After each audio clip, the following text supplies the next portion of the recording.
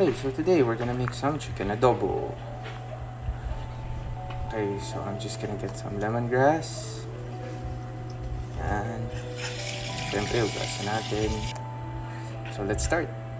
So I have some chicken legs, 2 red onions, 4 cloves of garlic, 2 kalamansi, yung lemongrass natin,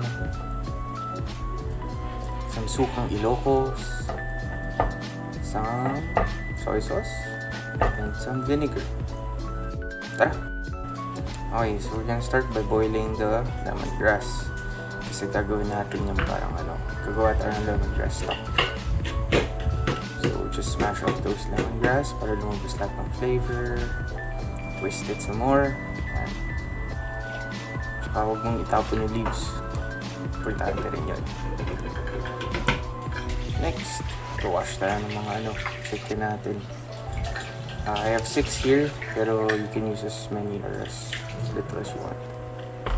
Okay, so what I do with my chicken, sinislice ko siya lengthwise 3 times per drumstick.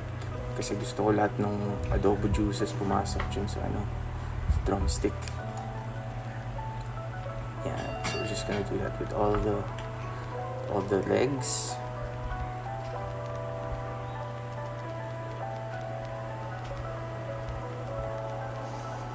Yeah, make sure it goes to the bone para pumasok talaga lahat ng flavors natin. Okay, next. Check lang natin yung lemongrass. So, ngayon yung red onions naman. Now, we're just gonna finely mince this. Now, pag finely mince, ibig sabihin dapat sobrang liit talaga. So, we have to get our knife skills going. So just cut as cleanly and as close as possible. Nakikita niyo yung ginagamit ko maliit lang na knife. So it's called a paring knife. So it's gonna help me get those cuts really close, really nice. Okay. Cut it in the middle again.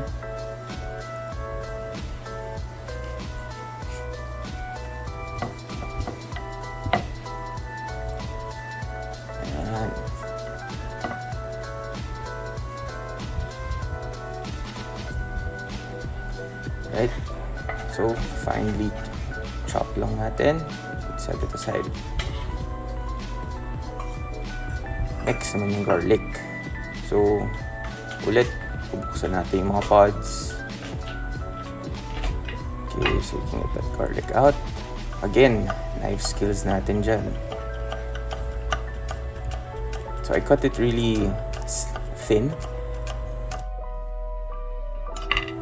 Makikita mo pa rin siya mamaya sa dish. You have parang slices of garlic in there. Yan. So cut it as thinly as you can. Careful lang sa mga daliri natin dyan. Yan. Okay. So set it aside again. We'll start with the next ingredient. Sa kalamansi. Tiyo mo lang sa gitna. I picked those from our calamansi tree. Okay naman. Medyo malaki. Okay, so season natin ngayon yung chicken natin. So, simple seasoning lang. Pepper. Yan. Marami. Some patis or some shrimp sauce. I think that's what you call it. Shrimp patis. Tapos yung calamansi natin. So I'm only using 3 here kasi mamaya yung isa, yung 1/2 lalagay natin sa dish pang garnish. Okay, so make sure everything is coated properly. Then we're gonna set it aside to marinate. Okay, tapos na yung lemongrass stock natin. So strain lang muna natin. And para walang mga big chunks na pumasok. Tapos yung stock, gagawin natin some of it luluto natin with the adobo. Yung iba, garnish ulit. You don't have to kung ayaw nyo, but Para may presentation naman tayo. Okay. So yan lahat ng mga gagamitin natin for chicken adobo.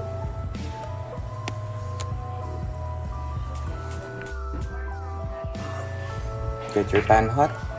So, ang gagawin natin ngayon, sisir muna natin yung chicken. Because you get all the flavors. Mamaya, makikita niya kung bakit. So, we're gonna sear our chicken first. Mga ano lang to, mga 5 minutes lang. You don't want to cook it too much. You just want the chicken itself to get a bit brown. Yan. You see that? So, kahit brown na yung labas na yan, hindi pa rin luto yung loob. So, we're not cooking it through. We're just gonna sear it and then we're gonna set it aside after.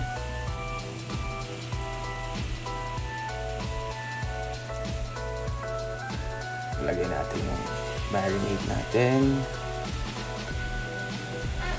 Extra flavor and yan. Don't throw those away.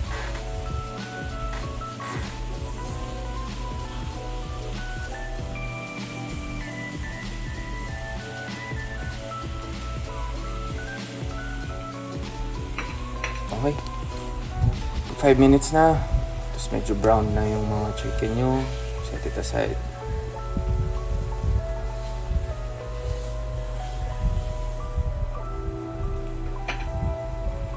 Tapos itabi mo lang dyan sa side mo.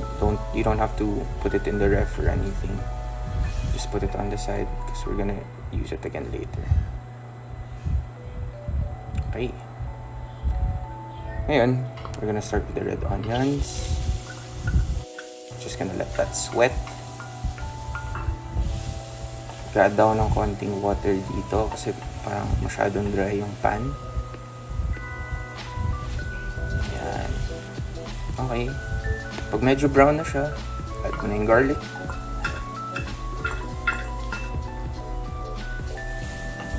Okay. Parang kulang, medyo dry. Lalagyan natin ng oil. Yan.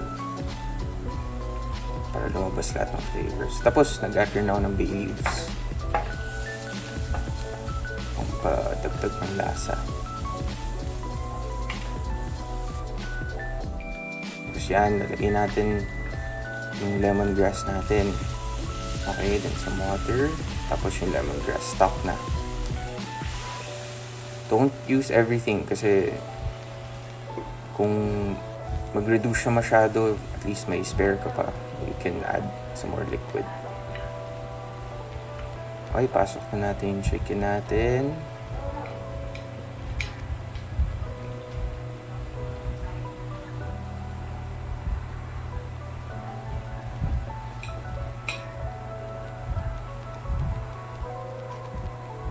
Ayan. Ayan. Tapos lalagay tayo ng soy sauce. 2 tablespoons yan. 2.5 pala. 2.5 tablespoons. Okay. Tapos, we're gonna let it boil. For 5 minutes again. Yan. After 5 minutes, again, na dapat siya. Now we're gonna add our vinegar. 1.5. But you can also put 2 tablespoons. Because I'm putting 1.5 kasi I'm using the sukang Ilocos. So I like the flavor kasi.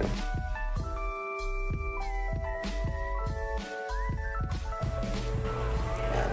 So we're gonna let that boil now for 5 minutes. Yan na siya. Medyo thick na yung sauce natin, di ba?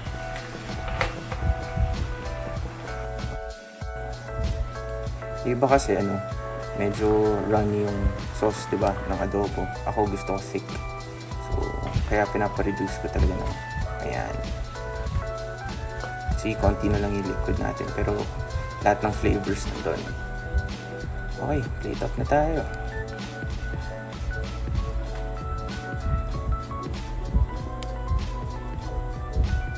See, medyo dark, rich brown na yung natin, yung kulay ng sauce pati ng chicken.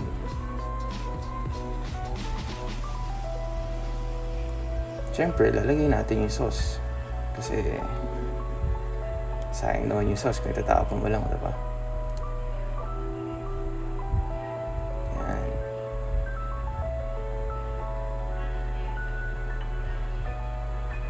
And that's it. Here's our chicken adobo. Yan, diba? May presentation pa tayo. With the calamansi. Pero masarap talaga siya with the calamansi. Well, this recipe anyway. So, let's eat.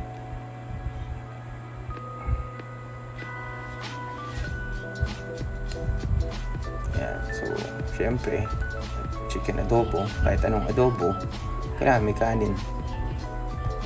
You can't eat adobo without rice. And syempre with the sauce.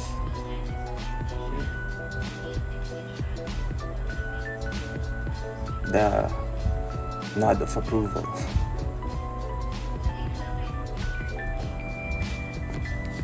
So with adobo, usually, the longer you keep it, the better the taste. So adobo can usually last around 3 to 4 days in the ref. Yan. So may taste tester tayo ngayon. Yun no. Sarap daw. Masarap ang adobo. Hindi ganito adobo namin.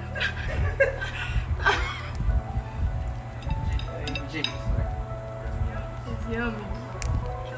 Come here. You sit down as well. Yeah. Top of approval rin. Oh, kahit yung buto, kinakain na. Okay, so I'm leaving some for my partner. Para rin ma-taste niya.